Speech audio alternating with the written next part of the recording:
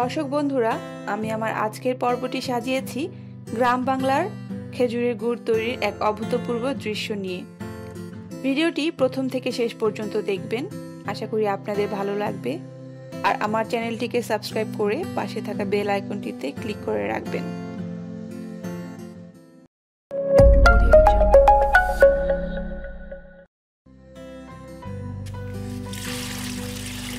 একটা বড় পাত্রে সব খেজুরের রস নিয়ে অনেকক্ষণ এই রসটাকে জাল দিতে হয়।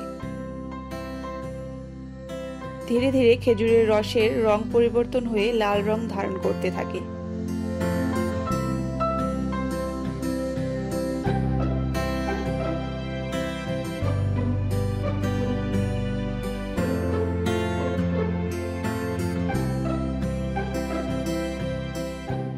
ষড়ঋতুর আবহমান বাংলায় শীতকাল প্রকৃতির এক অপরূপ রূপে সজ্জিত।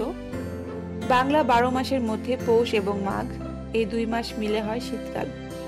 শীতকালে খেজুরের সুমিষ্ট রস থেকে গুড় তৈরির প্রথা প্রাচীনকাল থেকে আবহমান বাংলায় চলে এসেছে।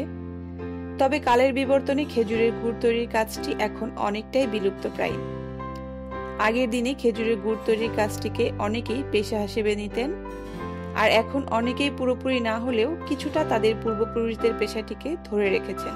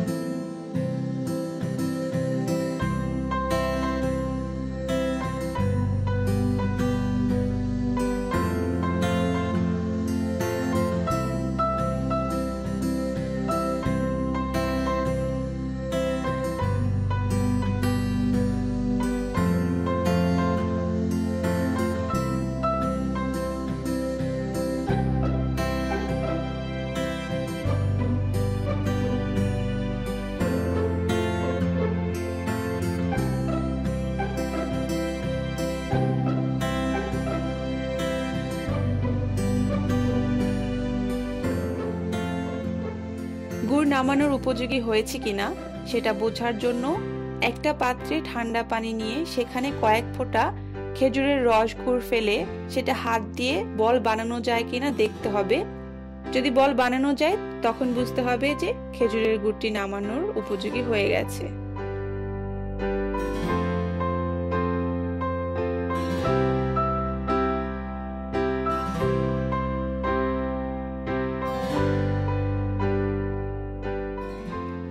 এখন খেজুরের গুড় নামানোর পালা।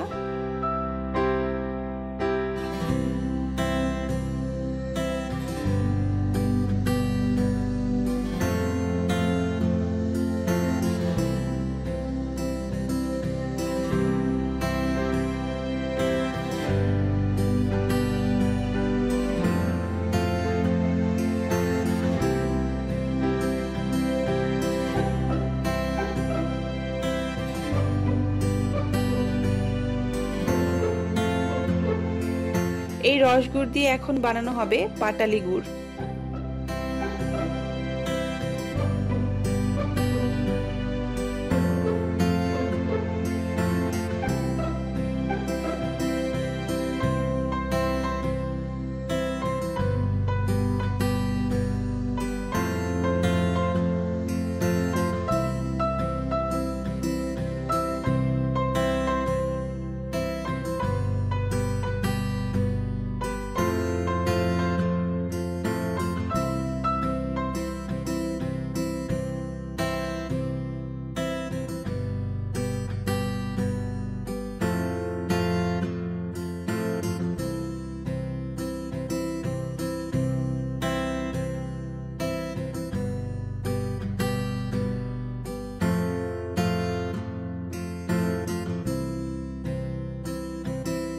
এভাবে একটু রসগুড় নিয়ে একটা হাতল দিয়ে ঘষে বীজ বানানো হয়। এই বীজ পুরো গুড়ের সাথে মিশিয়ে নাড়তে হয় কিছুক্ষণ। আসলে এই কাজটা করার জন্য যথেষ্ট অভিজ্ঞতার প্রয়োজন হয়।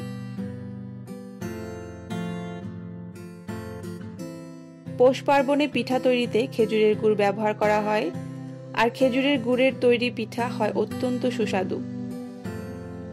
বিভিন্ন গাছিরা নানা প্রতিবন্ধকতার কারণে এখন এই পেশাটি প্রায় ছেড়েই দিচ্ছেন, কিন্তু আমরা চাই না যে এই পদ্ধতিটি পুরোপুরি বিলীন হয়ে যাক।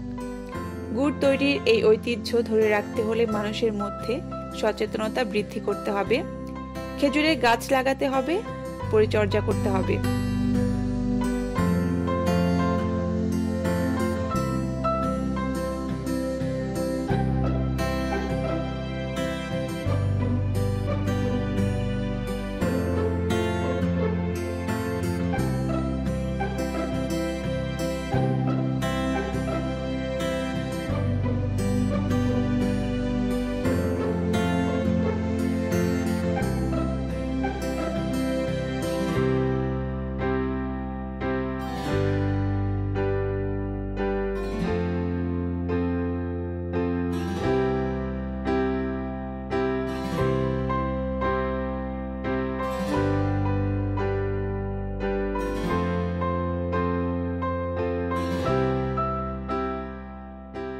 এখন এই গুড় ঢালা হচ্ছে ছোট ছোট বাটিতে।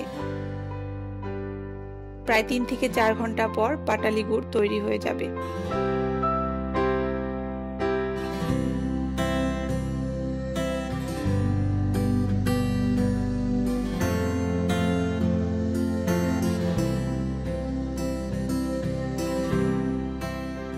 তো দর্শক, এই ছিল আমার আজকের পর্ব।